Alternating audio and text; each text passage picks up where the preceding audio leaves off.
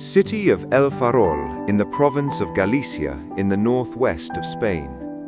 His father was Nicolás Franco, a descendant of an Andalusian family which had served in the Spanish Navy for 6 generations, back into the early 18th century, and Nicolás himself would continue this tradition, working as an officer in the Spanish Naval Administrators Corps.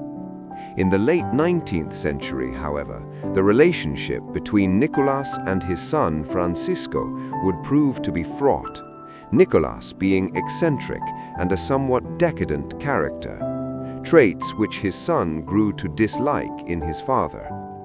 Francisco's mother was María del Pilar Bahamonde de Andrade, a native Galician from a well-to-do upper-middle-class family. Francisco would grow to become close to his mother, admiring her Roman Catholic piety and the serious demeanor she displayed. In contrast to his father, as Francisco grew up, he developed a disciplined and serious character himself from a young age. He was originally destined for a career in the Spanish Navy, like multiple generations of the Francos before him. However, his family life was thrown into turmoil in 1907 when Francisco was just 14 years old. At this time, his father, Nicolás, abandoned his family and would soon marry another woman in Madrid. Francisco never forgave him and only maintained a limited relationship with his father for the remainder of his life. It is hardly a coincidence that just around the time that Nicolás Franco abandoned his family, Galicia Francisco discarded any plans to join the Spanish Navy and instead entered the Spanish Infantry Academy in Toledo at just 14 years of age, though the decision was also partly attributable to the massive decline in the Spanish Navy in the aftermath of the Spanish-American War of 1898. Francisco eventually graduated in 1910 as a second lieutenant. His performance at the academy had been relatively modest, graduating towards the lower end of his class, but this can be partially explained by his age, many of the cadets at Toledo being 2 or 3 years older than Franco. Spain, Franco now entered military service, was on the cusp of a protracted political emergency. Indeed, it had been enduring a very prolonged crisis in one shape or another for 2 centuries. In the 16th century, Spain had been the foremost European power, the superpower of its day, fueled by an enormous empire in the New World and huge gold and silver bullion flows from Mexico and Peru. However, in the 17th century, the Spanish Empire had entered into a period of rapid decline as those same bullion inflows from the Americas dried up, such that by the 18th century, Spain was a second-rate power with a backward, underdeveloped economy. Moreover, the country's politics were crippled by the excessive power of the Roman Catholic Church and an ineffective monarchy. Then, in the early 19th century, independence movements in South America and Central America robbed the country of most of its overseas empire. However, the reform movement was underway during the first years of the 19th century. The country fell into the orbit of Napoleonic France, and a new generation of Spanish politicians was calling for a complete overhaul of the country's politics, economy, and society. A new liberal constitution was adopted in 1812, but tensions remained. As a result, the civil war known as the First Carlist War occurred between 1833 and 1840 over the succession to the monarchy and disputes between liberals and conservatives within the country.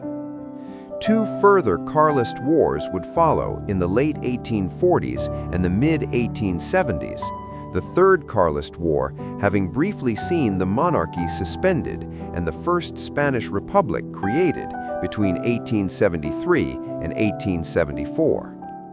Thus, when Franco was born in 1892, the country had been subjected to nearly a century of conflict between left-leaning liberal reformers who wished to reduce the power of the monarchy, aristocracy, and Roman Catholic Church, and right-leaning conservatives determined to keep the traditional structures of Spanish society and politics in place. These twin forces would continue to dominate Spanish politics into the early 20th century and shape the course of Franco's life at the time that he left the Infantry Academy in Toledo in 1910. Though the more calamitous political confrontations which Spain was to endure in the 1930s were still some way off. In the early 1910s, the Iberian state's main concerns lay in North Africa, where the country held some of the last vestiges of its once great colonial empire, having lost the bulk of its other possessions in the Caribbean and the Philippines in the late 1890s. In particular, Morocco had become a major focus of Spanish imperial activity. The country had held territories here for several centuries, notably the city of Ceuta across the Straits of Gibraltar. Spanish interest in the region had been further expanded in the First Hispano-Moroccan War between 1859 and 1860, and brief conflicts with some of the Rift tribes of northern Morocco in 1893 and again in 1909. A more substantial land grab was effected in November 1912 when a treaty was agreed between France and Spain, whereby Morocco was divided between them, Spain acquiring the entire north coast of the country and a strip of land in the south, while France took the more expansive central parts of Morocco. Yet while the agreement between the two European powers had established their respective spheres of influence, making a reality of Spanish rule in the newly acquired territory was the more protracted affair. Efforts to pacify the various tribes and political groupings in Morocco would occupy the attentions of the Spanish military for the remainder of the 1910s. Thus it was that Franco, fresh from the academy in Toledo, volunteered to take up a position in North Africa in 1912 at the age of 19. Franco's service in Morocco began his swift ascent within the Spanish military. In 1913, he was promoted to first lieutenant in an elite regiment of Moroccan cavalry. He became well known for his professionalism and command abilities, and also for the concern he showed for the well-being of the troops under his command in 1915. He was appointed as a captain, the youngest individual in the entire Spanish army to hold that post. But the following year, in 1916, he suffered a serious gunshot wound in the abdomen. As a result, the young Franco, now just 24 years of age, was sent back to Spain and would spend the next few years back in southwestern Europe. The establishment of the Spanish Foreign Legion in 1920 and Franco's appointment as second-in-command of the newly established brigade was the direct cause of his return to North Africa in the early 1920s, as yet another war erupted between the Spanish and the Berber tribes of the Rift Mountains, one which would last on this occasion for half a decade between 1921 and 1926. In 1923, he was further promoted to the top command of the Spanish Foreign Legion, the same year that he married Maria del Carmen Polo, with whom he would have a daughter in 1926. Like her mother, she was named Maria del Carmen, and she would be Franco's only child. Shortly after their marriage in 1923, he was called to visit Madrid for an audience with the Spanish king, Alfonso XIII. This meeting was indicative of the growing fame which Franco was earning within Spain for his military service in Morocco. Moreover, this occurred at a time when the power of the military was growing. In September 1923, the king endorsed what was effectively a seizure of power by General Miguel Primo de Rivera, who would head the Spanish government for the next 7 years with the slogan, "Country, Religion, Monarchy," a clear indication of his desire to rule Spain along traditional conservative lines. Back in North Africa, Franco was instrumental in bringing the Rift War to a successful conclusion in the course of 1925 and 1926. His reputation now soared throughout Spain to that of a national hero, and on the 3rd of February 1926, he was rewarded with a promotion to the rank of Brigadier General. Franco was just 33 years of age at the time, and the elevation to the rank of general made him one of the youngest generals in any European army. 2 years later, he was appointed as the director of the newly established General Military Academy in the city of Saragossa. These actions of the 1920s were crucial for later events, as Franco's subsequent rise to power in the 1930s was predicated to a large extent on the reputation he had gained for his command in North Africa, and also the loyal following he engendered amongst graduates from the academy in Saragossa. Between 1928 and the early 1930s, the events which would eventually culminate in the Spanish Civil War and Franco's ascent to power have their origins in 1930.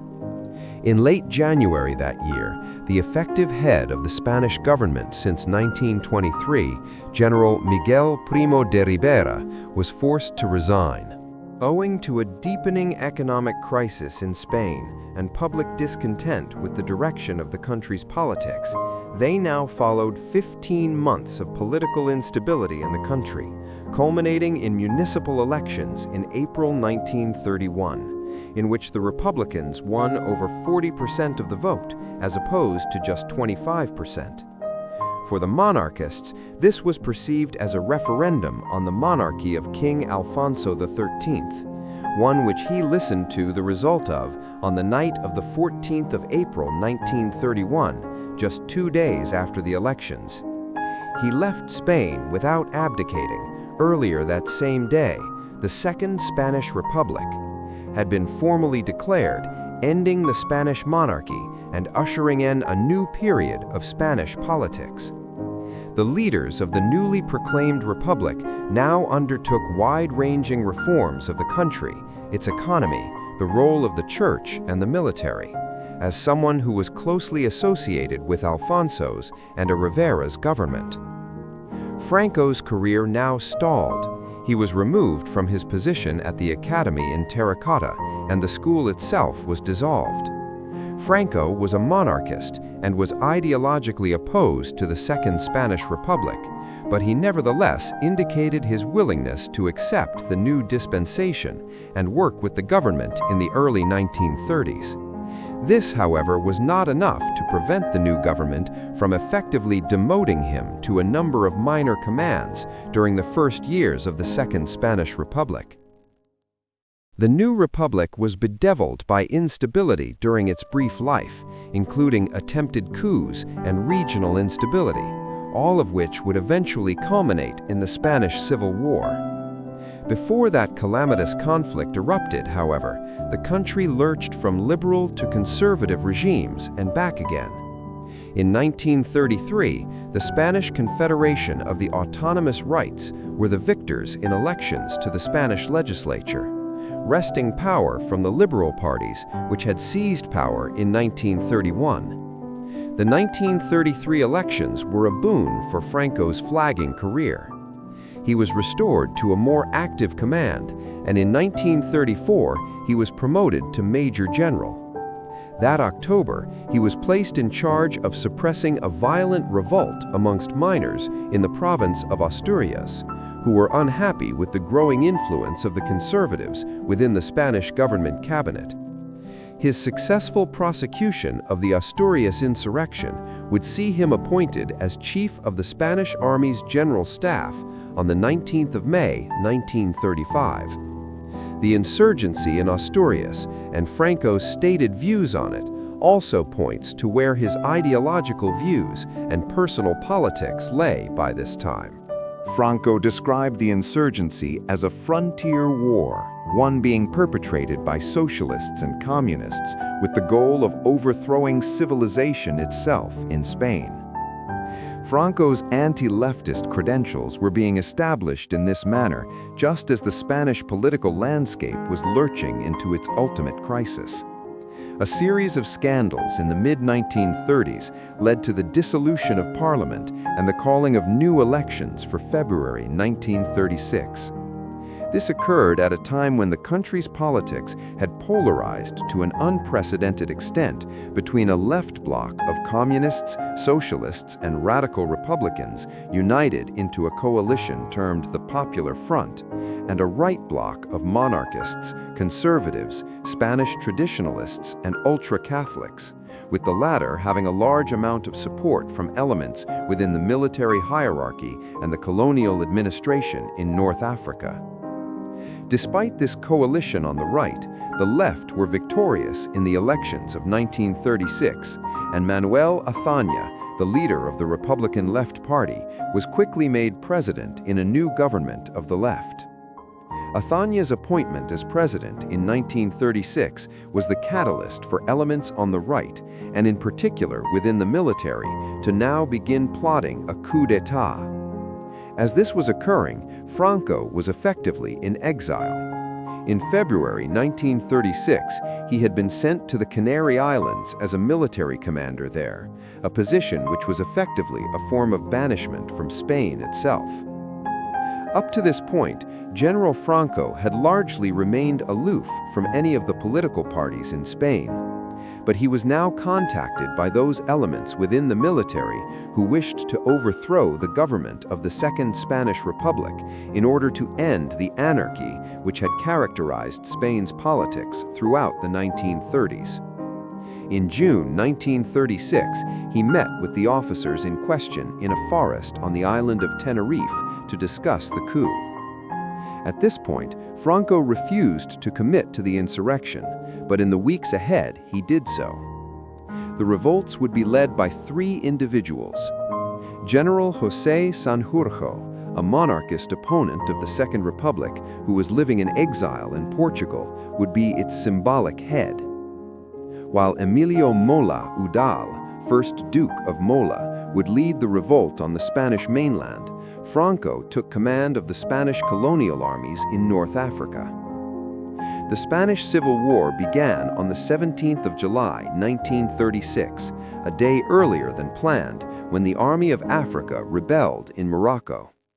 The following day, Franco flew from the Canary Islands to North Africa as the rebel forces were seizing control of large parts of Spain.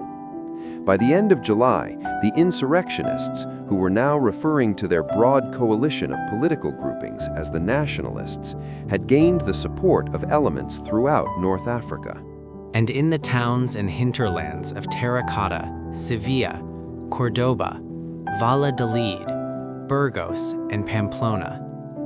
In Spain itself, however, the government, broadly identified as the Republicans, managed to maintain control over the larger cities, including Madrid, Barcelona, Bilbao, Malaga, and Valencia, with the two sides.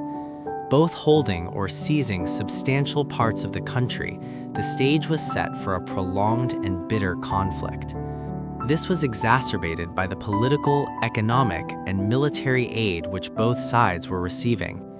The Republicans would quickly be supported by Soviet Russia, while aid and direct military support was channeled to the nationalists by the Nazi regime led by Adolf Hitler in Germany and the fascist government of Benito Mussolini in Italy. Other nations, such as the United States, France, and Britain, declared their neutrality, but could not stop independent brigades forming and traveling to Spain to fight on behalf of one side or the other. As a result of all this, the Spanish Civil War became a proxy war in the wider showdown between the political right and left in Europe in the years prior to the outbreak of the Second World War. It also acted as a means of trialing the new developments in military hardware which have been made since the First World War, notably the rapid advances in airplanes which had occurred since the 1910s. The Civil War itself became a long war of attrition, Having quickly seized the Spanish protectorate in North Africa in late July 1936, Franco was able to convey a large proportion of the North African army, which consisted of approximately 30,000 men, to Andalusia in southwestern Spain in early August. He then began a march on Madrid with the goal of seizing the Spanish capital from the Republicans and bringing the war to a swift conclusion. However, by the time he advanced on the city in October 1936, significant enough aid had been channeled to the Republicans by the Soviets and other communist powers, but Franco failed to secure the Spanish capital. With this, the possibility of a short, swift victory for the nationalists had passed. As the war settled down into a protracted struggle in late 1936 and into 1937, the nationalists organized themselves into a provisional government at Burgos, a town to the north of Madrid, which had been a capital of the Kingdom of Castile and was a symbolic site for the nationalist government during the Civil War. On the 1st of October 1936, Franco was proclaimed Generalissimo of the Nationalist Army. He would soon become the supreme leader of the nationalists in the Civil War, as on just the third day of the rebellion, the 20th of July 1936, General José Sanjurjo had been killed when flying back to Spain from Portugal. Then, on the 3rd of June 1937, Emilio Moller was also killed in an air accident when his plane flew into the side of a mountain as a result of bad weather when flying to Vitoria in the Basque Country. This left Franco as the undisputed leader of the nationalists in the Civil War and paved the way for his dictatorship in its aftermath. 1937 also witnessed the formation of the political party, which would come to dominate Spanish politics until the 1970s. In 1934, in the firmament of Spanish radical politics prior to the outbreak of the Civil War, a new political party, the Falange Española, or Spanish Phalanx, had been established. This was effectively a fascist party in the vein of the National Socialists in Germany. It was far-right, anti-communist, and a champion of the Roman Catholic Church. Franco had not been associated with the Falange in its early years, but in April 1937, he now merged the fascist party with a number of other political groupings of the right in Spain, such as the monarchists and ultra-Catholic groupings, to form the Falange Española Tradicionalista de las Juntas de Ofensiva Nacional Sindicalista, meaning the traditionalist Spanish phalanx of the councils of the National Syndicalist Offensive. Thus, from the summer of 1937, Franco was the undisputed leader of the nationalists. The nationalists were also making headway in securing the more peripheral parts of the country. By early 1937, they controlled the bulk of the west of the country, with key strongholds in Coruña and León in the north, and Sevilla and Granada in the south, while the Republicans retained control of the eastern coastal parts of Spain, the Basque Country in the northeast, and the central Maceto region, including Madrid. In 1937, the focus of military operations largely lay in the northeast in the Basque Country, which was secured for the Republican cause in the early months of the war. A concerted effort to secure the area by the nationalists was undertaken in the spring of 1937. The Basque campaign has become infamous for the perpetration of the most notorious atrocity committed in the course of the Spanish Civil War. This was the bombing of the town of Guernica in northern Spain in late April 1937. It was carried out by the Condor Legion provided by Nazi Germany and the Legionary Air Force sent to Spain by Italy. Hundreds of Spanish civilians were killed in order to pave the way for Franco's subsequent capture of Bilbao in the region and the securing of northern Spain for the nationalist cause. The number of casualties is a matter of considerable contention, estimates ranging from several hundred to upwards of 1,000. These were largely civilians, and there is little doubting that it constituted the major atrocity by the nationalists. In the aftermath of Guernica, the nationalists made rapid advances in the north, and the regional capital of Bilbao fell to them on the 19th of June 1937 after a 2-month-long siege, and the conquest of the Basque Country was completed in October 1937, bringing the nationalists into more secure control of the northeast. On the Aragonese countryside further south, the Republicans, however, retained strongholds in the Meseta and all along the Mediterranean coast, including the cities of Barcelona and Valencia. 1938 was the critical year in deciding the outcome of the war. In the closing weeks of 1937, the Republicans attempted to retake the city of Teruel in eastern Aragon, lying inland from the Mediterranean coast, roughly halfway between Barcelona and Valencia. Their goal was twofold. If Teruel could be captured, it would better secure Catalonia for the Republican cause, while it was also believed that a pincer movement into the region would distract Franco from any attempt to take Madrid. The town soon became the focus of an intense confrontation between the Republicans and the nationalists. Both sides flooded the region with well in excess of 100,000 troops each in the dying weeks of 1937 and the first days of 1938. Franco himself diverted his attentions to Teruel just before Christmas Day in 1937. Bloody and intense fighting between December and February would see each side suffer over 60,000 casualties, a death toll which was compounded by the worst winter that Spain had endured in 20 years. The Republicans eventually took the town early in January before a sustained nationalist counteroffensive reclaimed it in mid-February, bringing the Battle of Teruel to an end. Teruel effectively exhausted the resources of the Republicans and has a significance for the course of the Spanish Civil War far in excess of the strategic importance of the town itself. In the aftermath of it, Franco wasted little time in taking advantage of having gained the strategic upper hand. In early March, an offensive eastwards towards the Mediterranean coastline was underway, and by April, the nationalists had entered the provinces of Catalonia and Valencia, securing a large stretch of the Mediterranean coastline by mid-April. As a result of this offensive, the Republicans were suing for peace terms by the early summer of 1938 and had been reduced to holding the Meseta eastwards to Valencia and a small isolated pocket of territory in the northeast centered on Barcelona. The final push came in late 1938 and early 1939. On the 23rd of December 1938, the nationalists invaded Catalonia. Cut off from the main Republican strongholds between Madrid and Valencia, the leftists had little hope here. Tarragona fell on the 15th of January 1939, and a major event occurred on the 26th when Barcelona was taken by Franco's forces, an event which made it clear that the Civil War was effectively over. Weeks later, the governments of Britain and France, which had previously tried to avoid officially favoring one side or the other, recognized Franco and the Phalangists as the official government of Spain. The Spanish Civil War was brought to an end in the spring of 1939. On the 6th of March, the Republican Prime Minister Juan Negrin fled to France in the face of an insurrection within the Republican military, which now sued for peace terms. A final military operation by the nationalists began in late March. On the 28th of March, Franco's troops entered Madrid, followed 2 days later by the capitulation of Palencia. On the 1st of April, Franco made a speech which was broadcast via radio throughout Spain, in which he declared victory for the nationalist cause.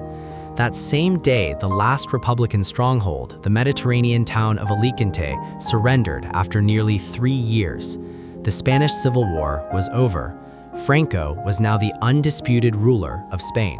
Franco's first weeks as the unequivocal head of the Spanish state were bloody. Leading historians of the regime estimate that at least 30,000 Republicans were executed in the weeks and months following the cessation of hostilities, while tens of thousands more were imprisoned. Hundreds of thousands more fled from the country, many leaving for South America, and approximately 500,000 streaming over the Pyrenees to France to find refuge there for years afterwards. Such persecution of Republicans and their families would continue and is one of the greatest crimes of Franco's regime, although Spain's new leader aspired to rejuvenate. The country, in the aftermath of the war, he was to be instantly thwarted in this by events elsewhere in Europe involving his erstwhile allies. Nazi Germany's involvement in the Spanish Civil War had been just one component of a much wider pattern of German aggression throughout Europe during the mid to late 1930s. In March 1936, the Rhineland region of Western Germany was remilitarized. 2 years later, in March 1938, a more aggressive action was taken when Germany effectively annexed Austria into Greater Germany. Then, in early 1939, the rest of Central Europe was brought under Nazi control when parts of Czechoslovakia and Hungary were formed into puppet regimes or annexed. Britain and France had tried to appease Hitler and the Nazis as all of this was occurring, but when Germany invaded Poland on the 1st of September 1939, it was a step too far. 2 days later, the governments in London and Paris declared war.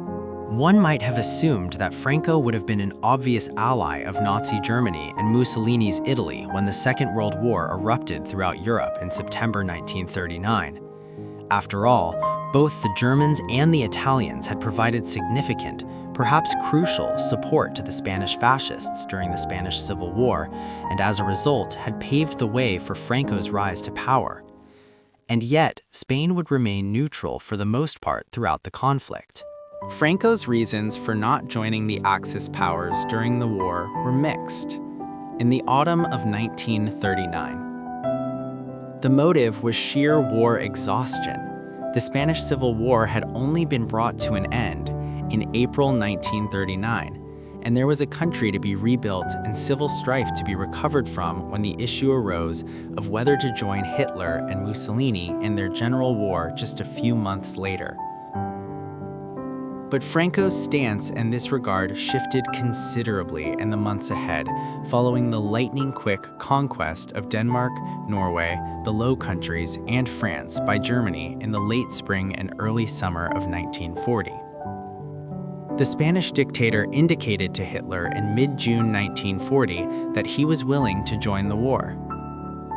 Negotiations to this effect were held in Andaya in southern France on the 23rd of October 1940 between Franco and Hitler. But here, the German chancellor balked at Franco's demands for supplies from Germany and a promise of future control of Gibraltar and French North Africa. Once these early negotiations to bring Spain directly into the war on the side of the Axis powers failed, Franco generally steered an opportunistic realpolitik. Of course, for the remainder of the war, for instance, he sanctioned the formation of a unit of Spanish volunteers to serve in the German war effort, but strictly stipulated that this Blue Division was only to be allowed to serve on the Eastern Front against Soviet Russia, as he did not wish to damage Spain's relations with the US and Britain. Similarly, Spanish troops were stationed in the Pyrenees from 1941 onwards to prevent against any attempt by Hitler to occupy the Iberian Peninsula for strategic reasons. More revealingly, Franco shifted his stance as the course of the war altered in 1942 and 1943, with the German armies having been stopped on the Eastern Front and then forced into a retreat back towards Poland and Germany by the advancing Soviet Red Army. Franco saw that Hitler and his allies were doomed, and accordingly began engaging in a more strict neutrality and was increasingly accommodating of the Allies. From 1943 onwards, Allied troops who were downed in France in air missions could flee to Spain and were given safe passage back to their respective countries from the Iberian Peninsula. This certainly gained the appreciation of both the British Prime Minister, Winston Churchill, and the US President, Franklin D. Roosevelt at the time, but Franco was not so well liked in the aftermath of the war by the Western powers. In the aftermath of the global conflict, Spain was not invited to join the newly established United Nations, owing to the sympathetic stance it had displayed towards Nazi Germany during the war, and the country under Franco was ultimately excluded from that international body until 1955. Once the Second World War concluded in 1945, Spain finally found itself free of either its own civil war being fought internally or a global war raging everywhere around it for the first time in nearly a decade. Indeed, the 30 years between 1945 and Franco's death in 1975 was, despite the dictatorship, arguably the most protracted period of political stability enjoyed by Spain since the 18th century. Francoist Spain, as it is known, was ruled by Franco as the supreme head of state, who took on the title of Caudillo de España, meaning the leader of Spain. There was little doubting that this was in essence a dictatorship, but it was one which became more optimistic in the aftermath of the Second World War, and although Franco courted the support of Nazi Germany and Fascist Italy at the time of the Spanish Civil War, Franco cannot really be termed an ideological fascist himself.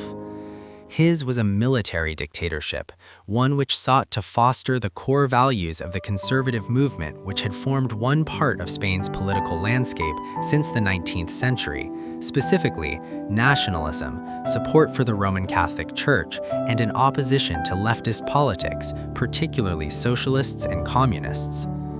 The Falanga Española, which Franco had formed out of the various right-wing Spanish political parties in 1937, was the sole legal party in the country between the conclusion of the Civil War in 1939 and the end of the Franco regime in the 1970s.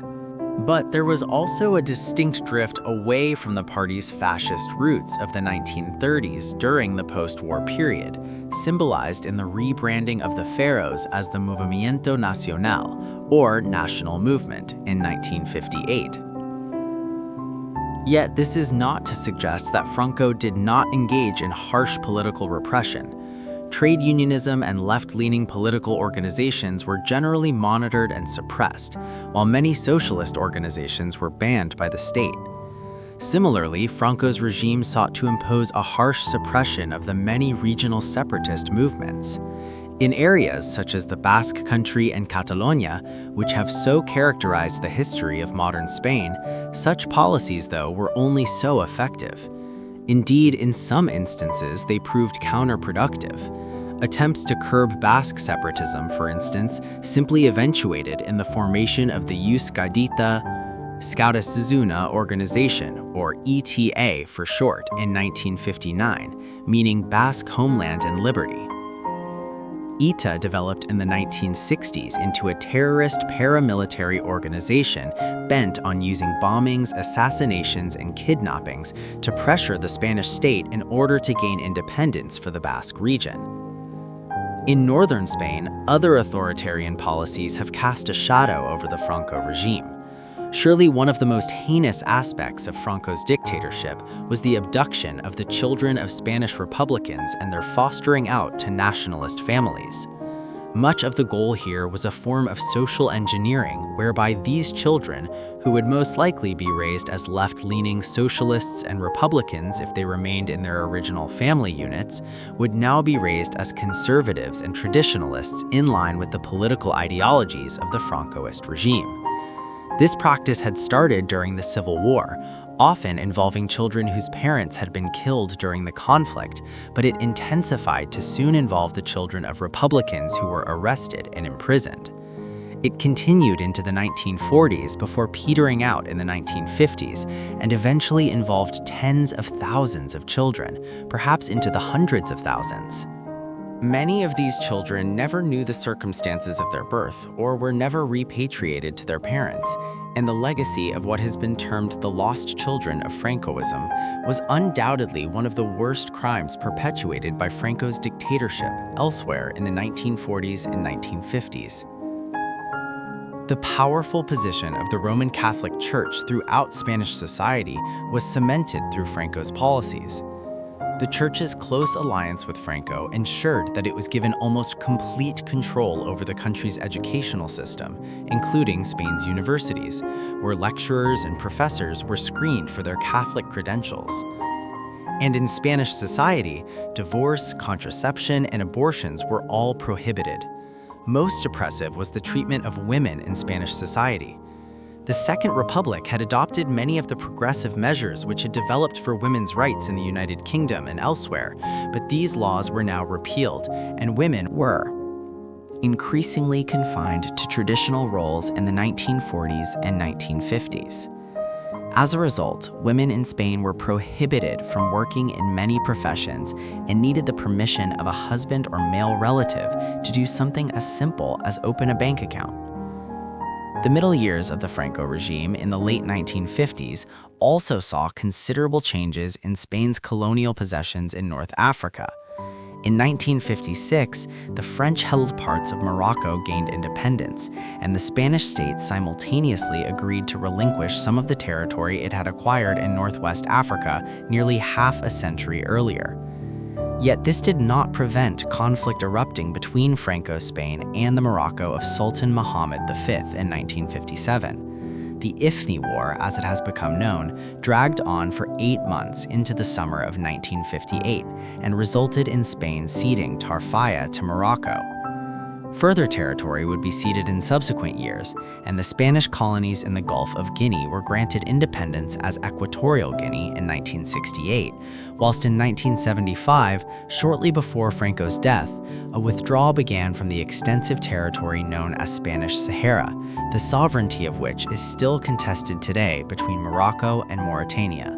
That some small enclaves in northwestern Africa have been retained down to the present day, notably the cities of Ceuta and Melilla in northern Morocco. There were ambiguities to all this as time passed and the memory of the civil war faded and the regime became more liberal. The White Terror, as the Francoist oppression of the Republicans both during and immediately after the war has become known, petered out gradually in the 1940s, though much of this was owing to the regime simply no longer having any enemies at home to persecute. Concentration camps, which had been set up to hold Republican prisoners in the late 1930s, gradually disappeared from Spain. The last one, that at Miranda de Ebro near Burgos, was closed in 1947. By way of contrast, from the late 1950s onwards, and in particular during the 1960s, unofficially sanctioned trade unions began to operate in Spain and were not crushed or clamped down on in the manner which they almost certainly would have been had they tried to operate in the 1940s. In other ways, Spanish society was undergoing some limited liberalization from the late 1950s onwards. For instance, some of the restrictions on what women could or could not do were relaxed in the 1960s. Censorship of the press and the media also became less severe in the last 15 or so years of Franco's dictatorship.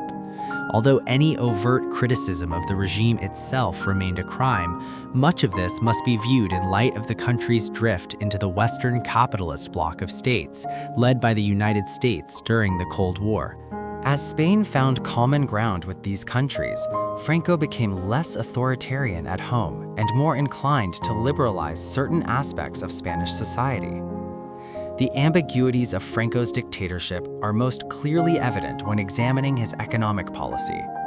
It is impossible to dismiss the success of Spain's economy during Franco's tenure as the Spanish head of state. Ever since the late 17th century, the country had languished in a state of seemingly perpetual economic backwardness, with a lack of industry and an over-reliance on unproductive farming methods carried out on large estates. All of this was compounded by the devastation caused by the Spanish Civil War, and for much of the 1940s, the country was on the brink of bankruptcy, with only a meager economic recovery occurring. However, from the late 1950s, economic growth took off to such an extent that the last 15 or so years of Franco's regime has been dubbed the Spanish Miracle, or El Milagro Español. In economic terms, during these years, the country had the second fastest growing economy in the world. Only Japan, which was undergoing its own economic miracle, grew at a faster rate between the late 1950s and the early 1970s.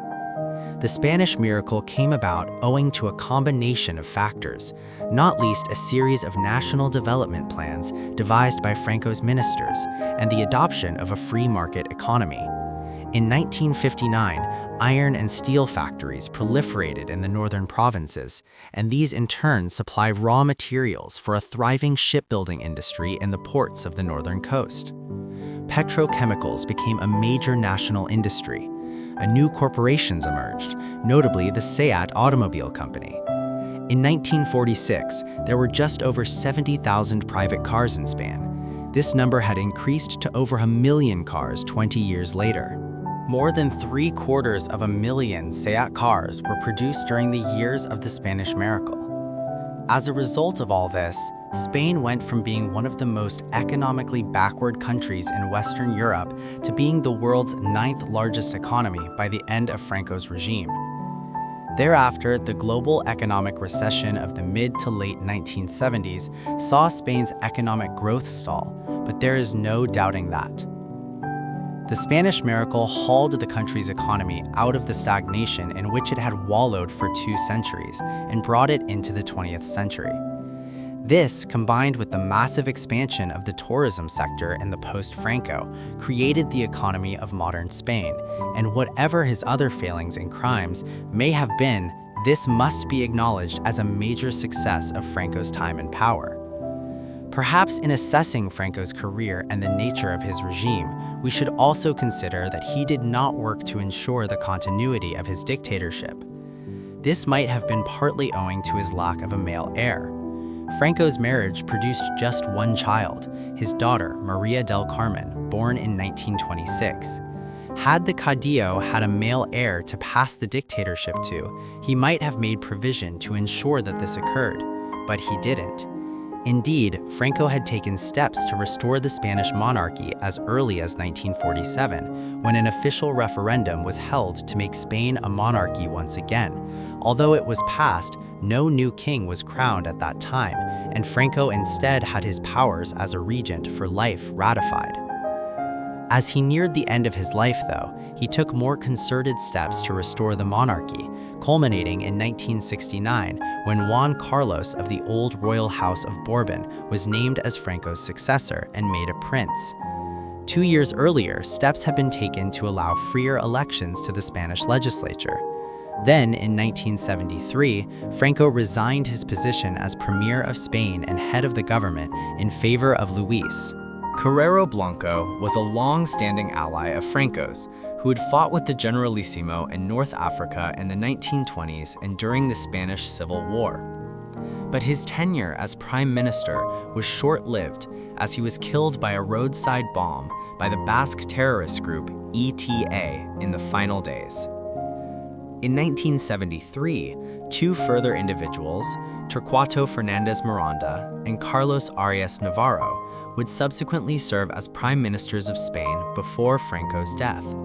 But despite this partial relinquishing of power, Franco retained many of his positions, still serving as head of state, albeit in a much more committed capacity, and also retaining control over the Spanish military.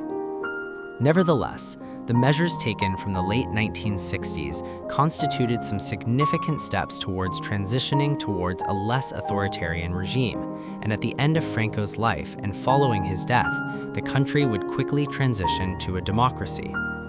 This would come in the mid-1970s. By the late 1960s, Franco was approaching 80 years of age. His health was declining considerably. This worsened into the 1970s, in part because the Spanish dictator was suffering from Parkinson's disease. In 1974, he was sufficiently incapacitated on a number of occasions that his duties were passed in part to Prince Juan Carlos. His last official engagement occurred on the 1st of October 1975, when he gave a speech in Madrid, whereat he was said to have been particularly frail-looking. 4 weeks later, he fell into a coma and was put on a life support machine. There is some dispute as to whether he died on the 19th of November or in the early hours of the 20th, either from a heart attack or septic shock. His body was buried in the Valley of the Fallen, a huge burial tomb near Madrid, which had been constructed as a mausoleum and a memorial to those who had died in the Civil War, though it has recently been resumed from here and removed to a family crypt on the outskirts of the Spanish capital. Although he professed a commitment to maintaining the system Franco had created and overseen for over 35 years, Juan Carlos moved to rapidly dismantle the authoritarian Francoist state as soon as the Caudillo died in the early winter of 1975. A constitutional monarchy was established. In the 3 years that followed, on the 15th of June 1977, the first free and open general election to have been held in Spain since 1936 took place, returning a high number of centrist and left-wing delegates to parliament, an indication of the shift away from the right-wing politics of the Franco era. A year and a half later, a new constitution was ratified in December 1978. This has become the basis of Spain's modern constitutional monarchy. The total failure of an attempted coup d'etat in February 1981 by elements within the Spanish military who wished to see a restoration of authoritarianism in Spain was indicative of how quickly the country had successfully transitioned into a liberal democracy in the years immediately following Franco's death. General Francisco Franco is perhaps the most ambiguous of the dictators who seized power throughout Europe in the mid-20th century. He came to power as a result of a bloody civil war in which the conservative military bloc which he led was forever tarnished through a series of atrocities such as occurred in Guernica in April 1937, and through its associations with Nazi Germany and Fascist Italy in the 1930s and 1940s in particular. Franco's regime was responsible for the killings, arrest, or drastic interference in the lives of millions of Spanish civilians. This was especially the case in the aftermath of the Civil War, when the Spanish courts were dealing in the summary conviction and execution of hundreds of Republicans every day for months on end. Any assessment of his career must start by acknowledging this terrible legacy, but there is also little doubting that the Franco regime changed over time. In particular, as it entered the 1950s, Francoist Spain became less repressive and switching from an overt totalitarianism to a less brutal authoritarianism. There were also a number of considerable advances in Spanish society in the last 2 decades or so of Franco's regime, with the growing affinity with the U.S. Western Bloc of powers from 1955, when the country was admitted to the United Nations. Most significantly, the Spanish economic miracle, which occurred between 1959 and the mid-1970s, finally holds Spain out of the economic malaise it had been languishing in since the 18th century and made it one of the world's ascendant economic powerhouses. This created economic opportunities and prosperity for the Spanish working and middle class, which was unparalleled up to that point in modern Spanish history. This certainly does not excuse Franco's crimes, but it should be considered in any balanced appraisal of his time and power. And then there is the character of Franco himself. Who or what was he? He was an exceptionally private man, and the real Francisco Franco is hard to identify.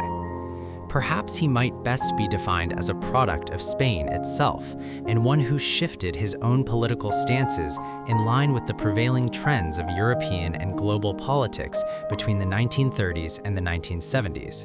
In the years leading up to the Civil War, he was a staunch advocate of Spanish conservatism, one of the 2 prevailing political stances in the country since the early 19th century. In this respect, he was an ardent anti-communist, a feature which was perhaps the most consistent aspect of his political views throughout his 4 decades in power. However, despite his ties to Hitler and Mussolini, Francisco Franco was not really a fascist, and in the course of the 1950s, the regime softened its stance considerably, eventually drifting towards closer ties with the US and the Western European states, as the Cold War made the right-wing Spanish regime a natural ally. Thus, Franco adapted to fit the prevailing political winds. Perhaps this was who he was in the end, a political chameleon, born of the chaos of Spanish politics in the age of extremes, which characterized Europe in the first half of the 20th century. What do you think of General Franco? Should we view him entirely in light of his brutal takeover of Spain in the 1930s, or did his later rules substantially rehabilitate him from his earlier crimes? Please let us know in the comments section. And in the meantime, thank you very much for watching.